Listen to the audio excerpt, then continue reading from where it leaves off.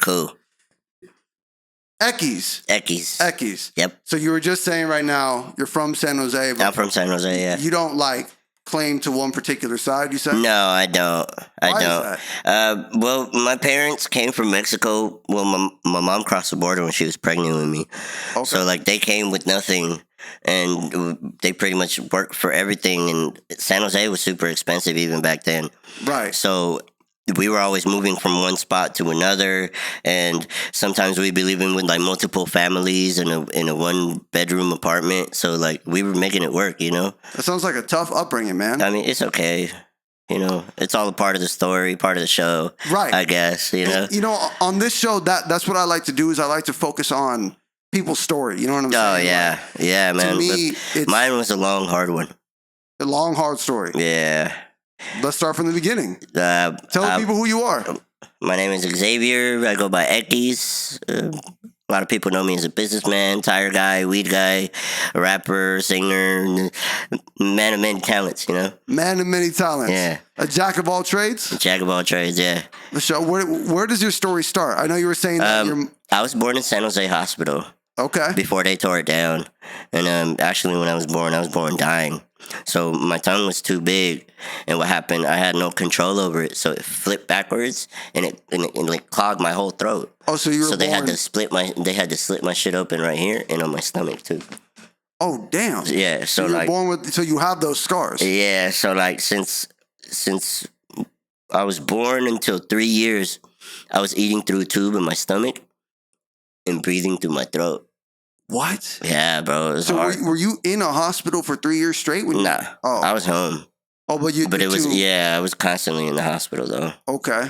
Now, obviously, do you have memories of that? Hell no.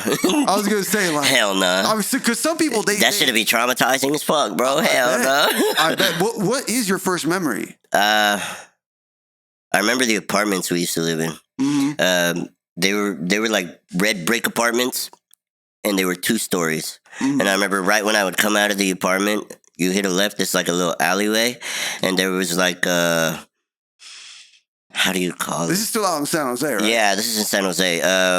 There was baseboards, and it was in a square shape. Okay. But it was just like an opening. I see what you're saying. And it had how do I explain it, bro?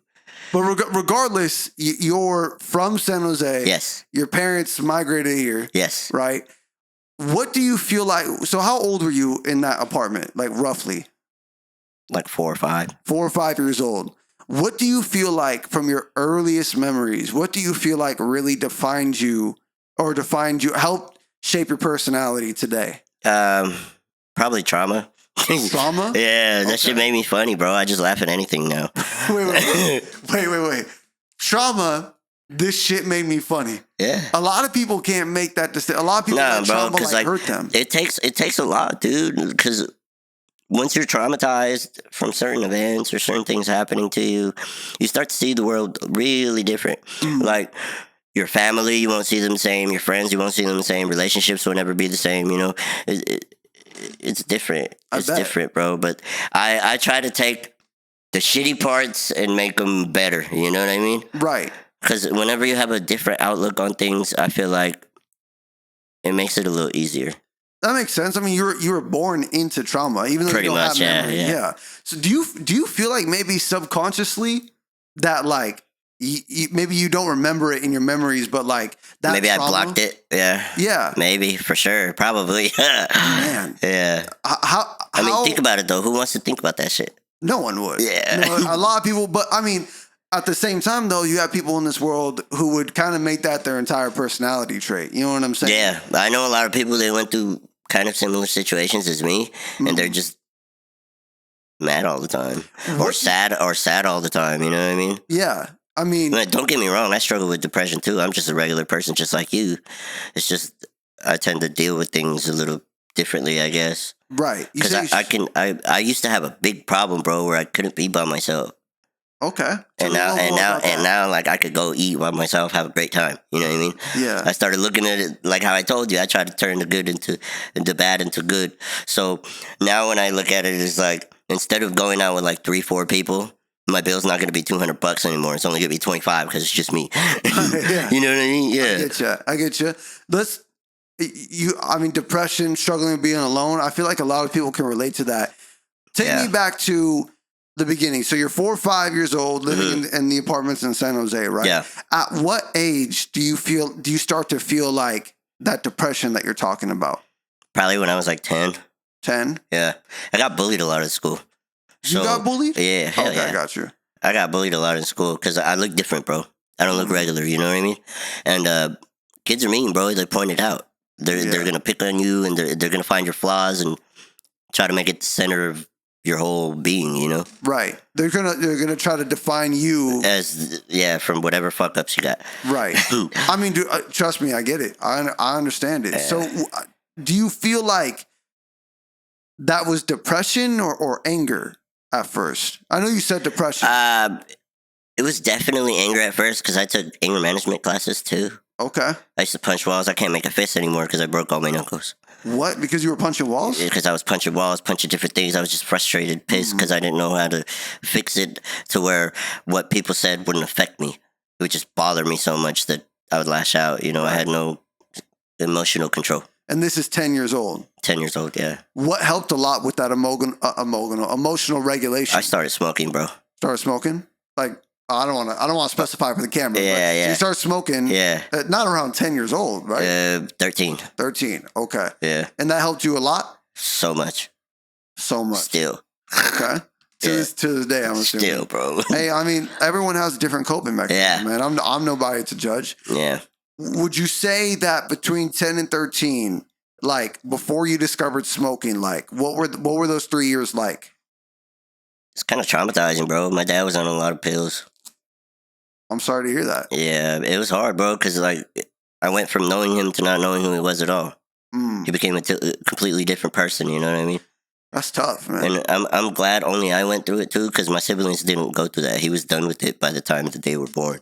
Yeah. So they didn't have to deal with any of that trauma or those problems or those fights. You know what I mean? Right. Are you the oldest? Yes. Man. Well, I have an older brother, but he passed away. He didn't make it. I'm sorry to hear that. I'm really sorry to hear that. It's all right, bro. It's part of the story. You know. You have dealt with. We're not even 10 minutes into the podcast to talk about a lot of the stuff that you go through. It's okay. Because I mean, right off the bat, when I met you outside, like you have such I don't want to say bubbly personality, but like you're a happy dude. Right? I try to be. How do you do that? Is it still the smoking? But I haven't even smoked today, bro. To be honest with you. Oh, I'm sober as fuck. I'm also sober as fuck. Yeah. But I don't know, dude. I don't know how I do it. Sometimes I can't hide it, bro. Yeah. Like I'll have my days where I won't even smile. Right. You know? But I guess it's just like any other person, bro. You got good days, you got bad days, you know? Yeah. I'm a firm believer in you shouldn't hide your emotions, but as men, oh fuck no, you have to as a man. Yeah, that's what I was. You have to as a man, bro. You should not ever, but you have to as a man. You got to swallow a whole lot of shit, dude. Most of the things you don't want to. You know what I mean? Like the truth. A lot of guys can't take the truth, bro. And they'll get offended. They'll want to fight you. They'll go for many different things. Just because you're telling them the truth. I be telling people all the time, you're never going to hear a lie from me. Because I would rather tell you the truth even if you're pissed at me. I don't give a fuck. Right. Because the truth is going to come out no matter what. When or how did you learn that? Through relationships. Through relationships? Because I used to lie a lot to my girlfriends. And it never got me nowhere. Allegedly, bro. Yeah. Allegedly. Allegedly. So was there like a moment, and you don't have to get specific with names and stuff, but was there a moment where you said like, okay, I got to stop this. Like, I got to stop these guys. Yeah, when I got married. Yeah, married. Yeah, I'm divorced. Oh, I'm sorry to hear that. Dude, this is the best part, bro. That's the best part, to be honest. No, but I mean, I understand that like you're a strong, individual. But these are still very traumatic things that you're describing, like one after another. A lot of people would not be able to handle that kind of stuff. Oh yeah, I had a lot of friends that commit suicide too, like over depression and stuff like that. I was clinically diagnosed suicidally depressed after I was going through my breakup with my ex-wife. And they tried to put me in the crazy hospital, bro. They wanted me on like 7 different meds. What? And hella different. Yeah, bro. Man. Shit is crazy because like it's hard, bro. You never know how to deal with it until you actually go through it. Right. You know what I mean? So for me, it was like everything I worked for my whole life was gone. It was gone. Gone. You know, she took the kids. I left her everything, bro. I left her a fully furnished house with brand new bed so she could fuck her new nigga on it. You know what I mean? Damn. I'm at a loss for words. Normally, when I have these conversations, it's not to say that they're not real. Everyone who comes on here, I respect. Yeah. Right? And I respect because they're very authentic. Right? They're not one person on camera and one person off camera. No, I'm the same every time. I know. You even if I'm drunk as fuck too, same person. but what I was getting at is that like not everybody is comfortable sharing very traumatic experiences. Oh yeah, no, most people don't even know none of that shit about me. Yeah. What makes you so comfortable to share it now? I don't mind. It doesn't bother me. Do you feel like as an artist, like a lot of what, because when I listen to your words, like I do hear some pain in there, but you're not necessarily saying it in a sad way. Yeah. Do you feel like you're expressing a lot of these things in your music, but maybe it's not like... Definitely, bro. Okay. I got songs tied to every emotion. Every emotion. Every emotion, bro. If you're pissed off, I got a whole album for you. If you're sad, I got a whole album for you. If you got a girl with you, I got a whole album for you. You know what I mean? Right. So then walk me through where music came into your life. Oh, I started making music when I was 10, bro. 10? But when did you start listening to music? Ever since I was born. Ever since music was always in the household. What kind of music? Mexican music. Mexican music. Yeah. Okay, what genre? I don't know what the genre would be classified as. Maybe like classic rock. Okay, I got you. Kind of, you know. Okay. And like bandas. There you go. Shit like that, you know what I mean? Corridos? Huh? Corridos? Corridos, not really. My dad wasn't really into it. Oh, okay. He was more into like romantic music. I see. It's funny, man, because... But I like them.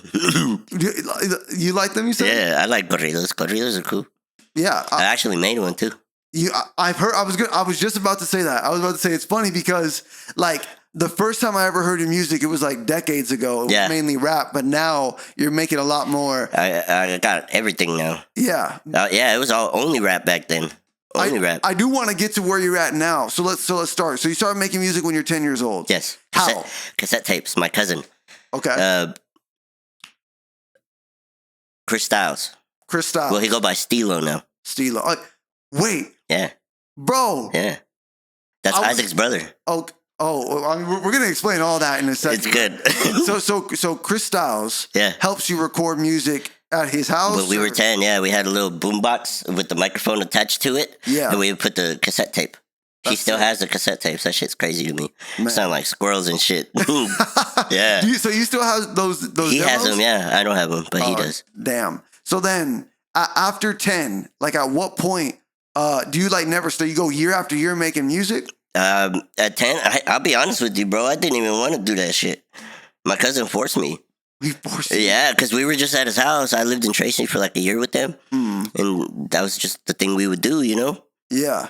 So that was like your equivalent of like going outside and like... Yeah, pretty much, yeah. We would go outside and play like regular kids and shit too, but that was like our... bonding experience. Yeah, like bonding. Yeah, like something... I'm trying to find the right word for it. I understand. It's a way you get what I'm trying to say, right? Yeah. Like it made it in a way. It made us closer. Yeah. Yeah. He was not so much my cousin as more so my brother. Now, you know what I mean? We got close like that. Right. So then you say you don't want to do it. At what point did you say, okay, this is actually something I want to do? When I got good at it. You got how long that took? I was probably like 12, 13, bro.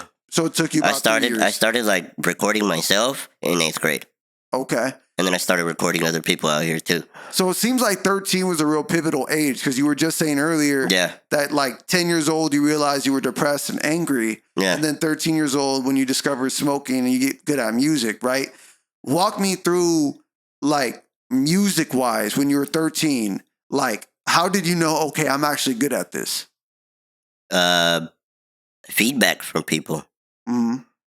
Yeah. Feedback? What was the first feedback that you were hearing? MySpace, bro. MySpace? I remember MySpace. MySpace, bro. Man, they gotta bring back MySpace. Dude, I had like hundreds of thousands of plays on that shit. So for me, it was like crazy. I was like, I didn't even think anybody would relate. What was the song about? Most of them were about girls or like sadness or like party music. I did a lot of party music. Party music. Yeah. I was in a lot of quinceañeras too. Okay. They would have me sing and shit. It was fun, you know. That's sick. Yeah. You went by X back I did X, yes. Okay. I went by X. So, not to age you, but what year were you 13? Oh shit. I gotta do some math, bro. It's all good. It's all good. Right now.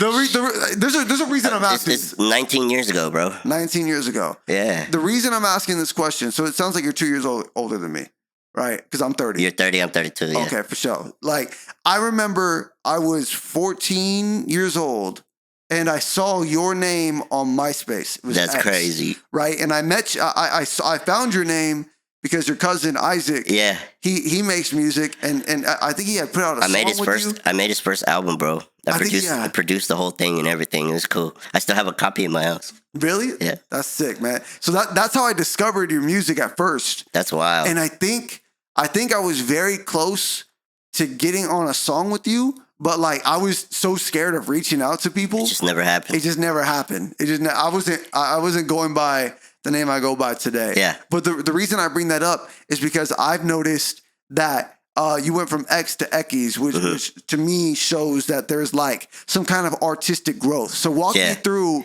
from 13 to now. Like, what was the journey of Equis? Okay, well, when I was 13, I started like more so getting serious about it. Mm-hmm. I started doing shows at like 15, and then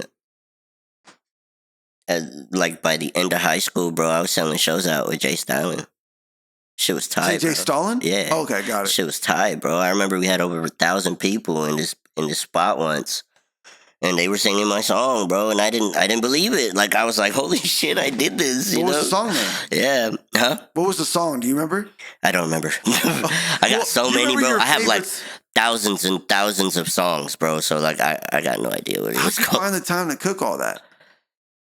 Well, I had my own recording shit. Oh, okay. So it was easy, bro. I would record, write, and finish mixing the song all in an hour. One song, all the way done. Now, like, I don't even write anymore. I just freestyle. You just freestyle everything. Yeah. I know, because when you send me all the stuff, like I said, like freestyle. Yeah. I'm like, that's sick, man. I just do like bar for bar, you know? Mm-hmm. So how old were you when you were performing with Jay Stalin? 17. 17 years old. I was in clubs, bro. Damn. Doing shows in clubs. Can't even get in with your real ID if you were a patron. Nah, bro, I had to get in through my rap name. Yeah. I'm X. What's up? Yeah, dude. Motherfuckers knew who I was, bro. So where were you performing, out in the Bay Area? In the Bay and in Modesto. Okay. All right. So you're performing in the Bay and Modesto at 17. What happens next? What's the evolution? I performed in Lodi, too. Performed in Lodi? Okay. What happens next in the story of music after 17? After high school, well, my senior year in high school, I moved to Chicago. And I graduated high school out there. Okay. And then I came back and I started fucking with my ex-wife. So we moved to Texas. Okay. So from here, we went to Texas and I quit doing music for 7 years. What? Entirely, bro. Just to dedicate myself to be a family man and try to change my life around. Because the lifestyle was not what I was looking for. The music lifestyle? Yeah. You were just looking to make music. Yeah. It was not, but the lifestyle that came with it, bro, the women, the drugs, all that stuff, it just wasn't what I was looking for anymore. I see what you're saying. So because I was trying to be a married man, and you know what I mean? Right. You're trying to live I don't want to say a more regular honest life. Yeah, I was about to say more honest life, but I feel like that would imply to some people that we can't have both, right? You can't like make music and also live like without the money, the drugs. I feel like you can. It's just hard. Gonna impede with your relationship a lot. Okay. Whoever you're with has to be really strong. There's going to be a lot of people listening to this that like might not know, like they might not see that. Like, could you walk us through like what, like, how could someone understand or see that? Okay, say like I got a show Friday, Saturday, and Sunday. I'm not going to be home all weekend. The whole time the female is going to think, oh, he's with a bitch because there's hella bitches. He's going to fuck him. You know how females are, bro. That's the first thing they think about. Okay. Their hormones go crazy. Now nobody can control them. So it's like, you know, especially if you're dedicated to that one person, bro, they know you. Right. You know what I mean? They know you. So like they know the things that you're inclined to do or you might do. Or you're like tempted to do. Yeah. Even temptation is a motherfucker, bro. Right. I know too many people that fall for it. Yeah. On a daily, dude. Especially when we're younger. Yeah. Right? Even older cats, bro. I know 60, 70-year-olds. I'm teaching them shit. And they're still in the same habits, bro. Same loop. But they start when you're young. They start when they're young. Because no consequence ever, no big enough consequence exactly. ever came. You don't see no consequence for your actions until it's too late. Right. And then by that time, that can't even change. Exactly. Would it be more fair to say, because I'll tell you what, like, yeah, trust me, I've been in my relationships where I'm not even out there trying to chase chicks at the time. And they're still jealous. Yeah. But I've also dated the opposite where they don't care. They don't care at all. So would it be more fair to say that, and not necessarily in your case, in anyone's case, would it be more fair to say that the right partner would make this lifestyle a lot better? For sure. Especially if they're supporting your goals, bro. Then they're all for it. But I ain't never had that. So it was like, I don't know what it's like. It's tough. You know what I mean? More trauma. Yeah. I never had that, bro. Not support from my parents. None of that shit. They hated my music. So it was like annoying to them. You know what I mean? Did they hate your music or hate the lifestyle that came with it? The type of music I would make, my dad always hated rap. Okay. The lifestyle, me getting home hella late, 4 a.m, they hated that shit too. You know what I mean? And doing that from a young age, it was like not working for them. I see. You know what I mean? Do you feel like that affected the way you made music? Like, were you getting more rebellious with your music? I mean, that kind of. I definitely feel like I was saying more out of pocket shit. For sure. Yeah. Because I mean, that's kind of the goal though. When you're rapping, you want to make people say like, "Oh shit, he just said that." You know what I mean? At least that's my goal. Yeah, I try. Yeah. You wanna impress people in a way, right? You know what I mean? And say something they've never heard before. A rhyme, a word they've never heard was rhymed before. You know what I mean? Sometimes some people call it shock value, but I would say shock value. Yeah, but some people call it shock value, but I would say it's more so like it's like entertainment. Like, so, for example, if you're talking about being from the Bay Area, right? Like, there's probably thousands of rappers who say, I'm from the Bay. I'm from the Bay, yeah. I can't tell you how many songs I know like that. Right. I never really mentioned it, though. You've never mentioned it? I never really mentioned, like, in songs, yeah, here and there, but never like, oh, I'm from the Bay, like every song, no. When I was younger, that was definitely something I said a lot more. That was the go-to. Especially in my conversation. It was easy to start, yeah. Right. But I went to high school out in Tracy.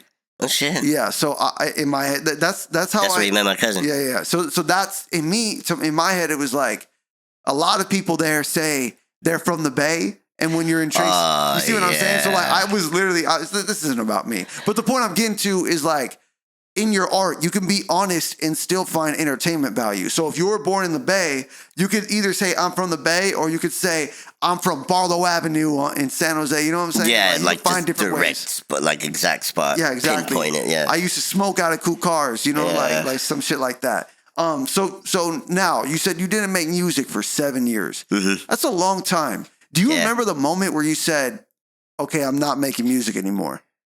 I do. What was that like? It was like a heartbreak. I bet. It was. Because that was like my whole persona, bro. It was a big part of me. I had to figure out new things to do. Like, you know what I mean? Find new hobbies, bro. You have been making music for a decade at that point, right? Yes. Then you move out to Texas. I moved to Texas. I had my daughter at 21. Congratulations. And then... yeah, after the 7 years, I got divorced. And I started making music again. You came back out here? Yes, I did. Okay. I did. When my daughter was born, we came back because she had no family over there. So she was just with me. So would you say that having your daughter was very crucial to, like, obviously it's crucial to your personal story, but would you say it's crucial to your motivation? Yes, very much so. I stopped doing a lot of things, bro. A lot of things that per se were illegal. Per se. Yeah. All right. What would you say for people watching who maybe don't have kids? As a man, what do you think changes about you the second you have a kid? Well, you're not by yourself anymore, bro. You got somebody that depends on you. Somebody that's looking up to you. So, like, every move you make, you have to be super critical. You gotta be on it. You gotta be on it, yeah. And you can't fuck up. Because if you fuck up in your kid's eyes, you're fucked up forever. That's tough. You're like a god to them, bro. When you think about it like that, that's what it is. And most of the time, the kids only want approval from their parent. Mm. You know what I mean? A lot of times, you don't even get it. Right. That's tough. A lot of people out there dealt with that. I mean, you were saying in your story, you dealt with that too. But I gave it to my kids, bro. Everything I didn't get, I gave it to my kids. I was just about to ask you that, man. Like, what do you feel like your parenting style has been based on all the things you went through in your life? Well, and you don't have to talk. I know it's a super personal question. I'm really firm with my kids, bro. So I don't have to hit them or nothing. All I have to do is raise my voice a little bit, and they're like on it. Yeah, they're like scared of what's gonna happen, and it sounds bad, but it's really good, bro. Because if your kids aren't scared of you, in a way, you have no authority. Mm. They're never gonna listen. They're never gonna listen. I read a lot about like boundaries. Boundaries, yeah. It's hard. It's hard, bro. It's hard because you don't know. You don't know when it's right to say no sometimes too. You know what I mean? Because if you say yes and you let it go, they're gonna think it's okay all the time. You know what I mean? And they're gonna think you're always gonna say yes. So you have to be firm all the time with kids, or else they're gonna do whatever they want. They're gonna step all over you. I would say that to me, based on what I'm hearing from you, it sounds a lot like you having a child and getting a divorce kind of puts you back in this, like, I don't want to say like your childhood mind state. Depression? Yes. Trauma? Yes. That's what I was about to say. Yeah. Like, do you feel like you kind of like went through a loop almost? Like, yeah. When I never thought about it like that, but yeah. It was like I was right back at the beginning. What were your first thoughts? Like before, did you have a thought in your mind immediately after the divorce about going back to California? We were already in California. Oh. I was in Merced. Okay. You were in Merced at the time. And I had my son already too. Oh, well, congratulations. So you have 2 kids. Yeah, my son was 1 when we got divorced. Oh, okay. Now you're back at that loop, that depression loop. Yeah. Obviously, you found your coping mechanism when you were 13, right? Mm-hmm. Music and whatever you were smoking. Mm-hmm. At this point, you have your kids, and I'm assuming that's your motivation. Yes. When does music come back into play?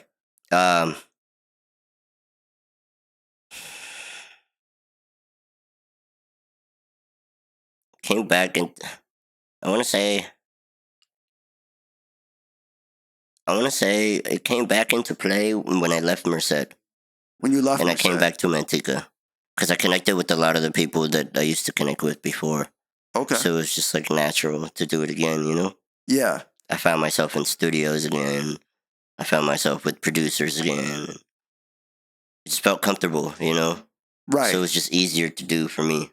I started making like different types of music. Like I started singing. Mm-hmm. I never thought I could sing because my voice is like super deep. But I was able to learn voice control and all that stuff. It's cool.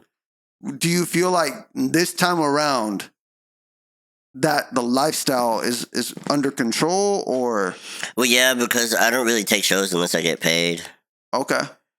And when you were younger, you weren't asking for pay? No. Oh. I was just going to go because I loved it. Yeah. It was just fun for me. Yeah, it was great. Yeah, shit, they give me a bottle, I'm having a great time. You know what I mean? Right. Shit.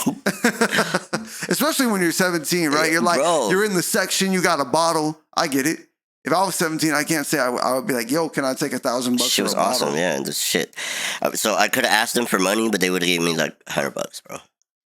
Right. I mean, take the bottle. You're charging $200 for the bottle, bro. Give me the bottle. I'll tell you what. Back when I was 15, $100 actually kind of went a long way. You know what I'm saying? Yeah. The weed was different too, bro. They had the little fucking brick bags. You know the dime bags. I remember that should have had you high all fucking day, bro. All fucking day off a Swisher too. I can't even roll those. Oh my god, bro. So now you're back to making music. Yeah. When did you make the switch to Equis? And why? When I started making music again. Okay. Equis is X in Spanish. I know, but like, I mean, at least I know. I don't know. A lot of people do don't that know. though? Huh? Why do that though? I started making more Latino music. Okay. Like reggaeton and dembow, cumbias. I heard that in your music. What was the first? Do you remember the first song you recorded when you got back into it? Yes. Really sad songs. Really sad songs. Super sad, bro. Like, I would imagine. Heartbreaking songs. Like, I remember I made a song that was called Happy. The song was called Happy, It's but called it's a sad Happy, song. but it was a super sad song. Yeah. Is it on Spotify for people to listen to? It's on SoundCloud. It's only on SoundCloud. Equis on SoundCloud. Yeah. Go stream. Is it cool to plug it? Yeah, I don't care. Go stream Happy by Equis on SoundCloud. That shit is hella sad. If you're depressed as fuck, it might make you kill yourself. But that is don't blame me. Nah, don't blame me for it. I advised you and I warned you. What advice would you give to people who are depressed? Storm can't last forever. It's not gonna rain every day. It's not, because eventually the sun's got to come out, right? Right. What got you through those days? Was it that mindset right there? I feel like, as bad as it sounds, I feel like substances got me through it. Like liquor, weed, and other drugs. I've been there. It just made me feel numb, you know? Because at that point, I just didn't want to feel anymore. Because I would feel too much. That's heavy. I feel like there's a lot of people out there who can relate to that. Did you, if you don't mind me asking, you don't have to answer this question. Do you ever feel like you found a different coping mechanism? No, I've always kind of had the same one. My go-tos are weed and liquor. Weed and liquor. Yeah, and oldies. And oldies. My neighbor's playing oldies as we speak. Love oldies, bro. My uncle loves playing oldies. My favorite hobby right now is to go get drunk at the bars and sing karaoke. That's my shit right now, bro. One day you'll be singing your own karaoke. Maybe. If they make karaoke tracks of your track. Equis. Equis right there. I do love the name change, man. And I'm telling you, when I discovered you. I made it a whole brand. Yes, you did. That's what I was just about to say. When I discovered you, it became, I remember X back in the day, but like Equis is like its own brand. Yeah, it was like more mature. There's more behind it. You know what I mean? Right. Where do you see Equis going? Shit, bro. To be honest with you, I was going to quit music this year. This year? Yeah. Why? I just didn't want to do it anymore. Felt no motivation for it. I guess depression again, you know, all of that shit kind of tied into each other. I'm sorry to hear that. Yeah, like I didn't want to, bro. I didn't want to do shit. What made you want to come on this podcast? I'm grateful that you even want to be on the show. Well, you asked me to. Of course, but you could have easily just dubbed that. You know but I feel like I should take more opportunities like this because I've been asked to be on a podcast before and I've told them no. But I don't know why I felt more inclined to come. Well, I'm honored. I mean, because my platform. It's funny, man, because I got advice. I'm going to go ahead and ignore my dad's advice. My dad's like, you got to stop talking about yourself on these shows. So like, I've been like trying to, because I relate a lot. I know, but I relate a lot to what you're saying. But he made a good point. He was like, man, when you're interviewing people, it's about them. And I remember in my brain, my ego was like, fuck that. No, my ego was like, I want my guests to know that like I relate to them. But as you're saying your story, I'm over here like I relate to that. I relate to that. I relate to that. I got a story for that. But I don't want to fucking like overwhelm you. You're answering the question yourself. Well, I mean, bro, like I have a whole documentary series because I'm 7 years sober. Oh, right? Shit. I did the same thing. I was smoking. Congratulations. Thank you. I appreciate that. It was hard though. I had to quit like 10, 15 times before I actually like quit. And the part that made me quit the last time I ever drank, I tried to drink myself to death. Oh, right? Yeah. So, and that was like intentional. Man, I'm so glad I didn't bring liquor. I mean, I kicked it now. Well, yeah, but still, we were talking earlier, temptation. Temptation is strong, man. But that thing about motivation, right? Like, all this stuff that we see around us right now, like material things come and go. Bro, money ain't shit. Money ain't shit, 100%. When you die, how much are you taking? 0. It's funny, man. By the time this comes out, I have a song out right now. Here I go again, Dad, talking about myself. I have a song out right now called Over Now where I said, I can't take this money with me. I'm going to spend it. I'm going to spend it. I can't take this money with me. I'm going to spend it. Like, what do you feel like? Because depression is tough to get through, man. What keeps you motivated? Because that's some heavy shit. Pictures. I look at pictures of my kids, happy times, good memories, you know. Music. I like playing pool. Like playing pool? It's a good de-stressor for me. Are you good at pool?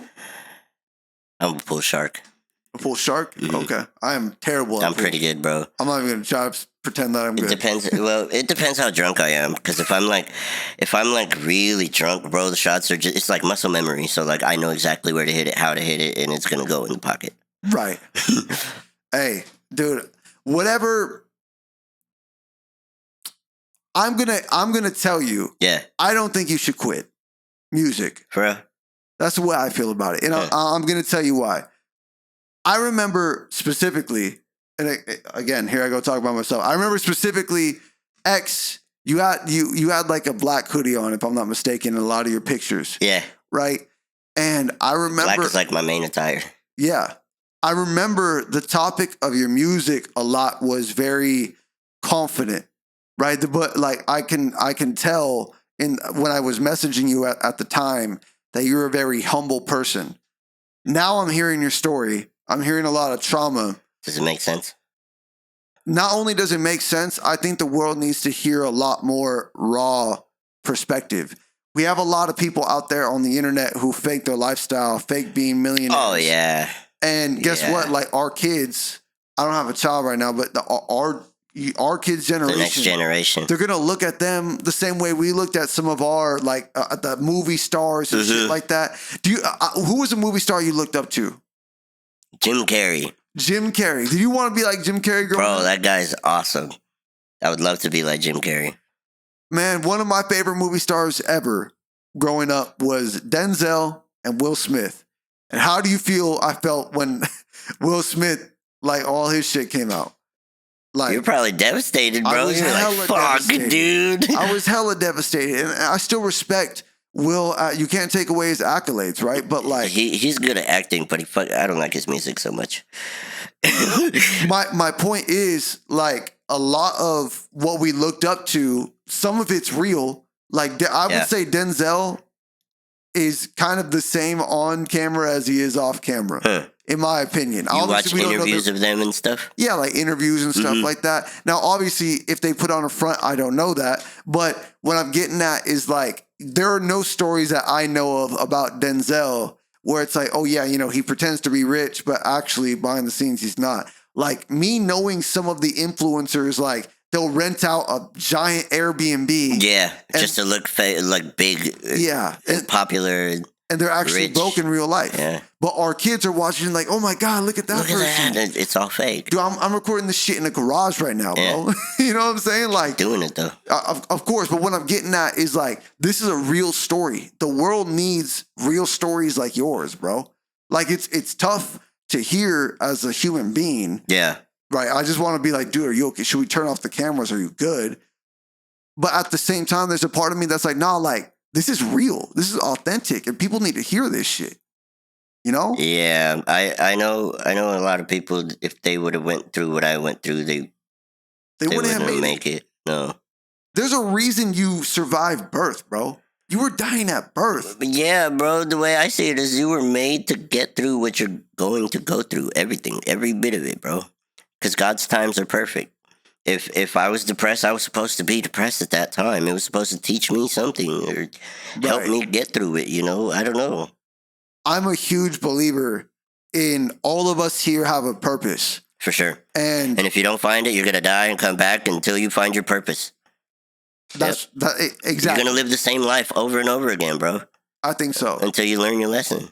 I believe a variation of that. I'm a firm believer in like you're conscious as you experience the world right now. Like you don't die. Oh, you know how people say simulation theory? Mm-hmm. So they say simulation almost like a video game, right? A video game, you beat a video game when you complete the main story, right? Yeah. I'm a firm believer that we don't beat our video game until we complete the story. The only difference is we have no idea that it's a video game. No, we don't know what the plot line is. Oh yeah. You know what I'm saying? Like when I started this, I'm like, I'm gonna be a rapper by 18. That didn't happen for me. I started becoming an alcoholic when I was 18. Fuck, bro. And then I'm like, what the hell happened? I thought I was done. Bro, if you would have asked me 5 years ago, hey, where do you see yourself in 5 years? It wouldn't be this. You would have seen yourself somewhere else. Yeah. Right. And there are people who are like wanting to be on the show. And I don't view it as like an ego thing. I view it like I have an opportunity to give people a platform for their stories to be heard. Yeah. So what I'm getting at with you is like, you have a purpose in this music shit, whether you know it or not. You know what I'm saying? I guess, yeah. Purpose in music, yeah, for sure. Because music is supposed to make you feel. That's the whether job. It makes you feel, whatever it makes you feel, if you relate to it, you're going to feel something. Right. So I feel like purpose in music, if you can't make somebody feel something with your song, you should not make music. Right. Even if the purpose is turn up, like I feel like turning up, that's a feeling. Yeah, that's a feeling. It's a what would you call it? It's like almost like dopamine. Yeah. You know what I mean? There's that feeling. There is a subconscious connection to music in all of us, right? There's a reason where like there are some people who don't like rap. There's some people who only like classical, who like jazz. I don't understand that. It's all in the sound waves. That's what I'm saying. Like, there's a connection to all that shit. The vibrations, bro. Why you think some people that are wild as fuck, like, they like metal? You know what I mean? Yeah. I know people who've made metal. That's cool. All this shit is cool to me, bro. So, how would you like to? What message would you like to send to the people out there listening? Keep your ears open. You might hear something that could change your whole life. Where can the people follow you at? Equis 408. Equis 408. Can you spell that for the people? EQUIS 408. That's on Instagram? Instagram, yeah. Okay, how about like Spotify, YouTube? You could look me up on YouTube with Equis 408 too. All my stuff comes up on there. All my music is everywhere. Pandora, Apple Music, Spotify. You just look up Equis. Awesome, man. What can the people look forward to? What's next for you? You can't quit. I'm gonna keep fucking hitting you up. Like, what's the next song, bro? You sent me like 4 songs the other day. Yeah, I did that shit in like a span of 3 weeks. See, you can't. But see, I go in the studio and I do like 2 songs in 2 hours. There you go. But it's all freestyle. But you're still doing it. Yeah. Right. Imagine if you sat there. And I usually write. I usually write all my stuff, but I just, like I said, the motivation is not really there too. So just whatever I feel is what I'm saying. Peaks and valleys. Yeah. You'll find it. Yeah. So so tell the people what's next. I'll probably drop a freestyle album. And I want to do like an album of oldies, but like covers.